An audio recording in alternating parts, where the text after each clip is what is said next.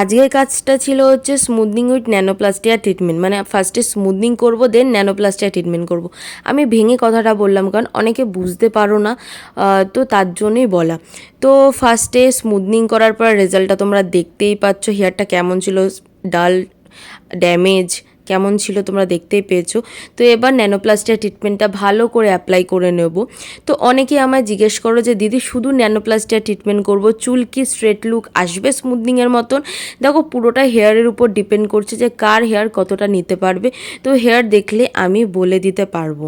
তো যাই হোক, শুধু ন্যানোপ্লাস্টিয়া ট্রিটমেন্ট বা যে কোনো ট্রিটমেন্ট করে একটা ম্যানেজেবল লুক আসে, পুরো স্মুথনিংয়ের মতন স্ট্রেট লুক আসে না।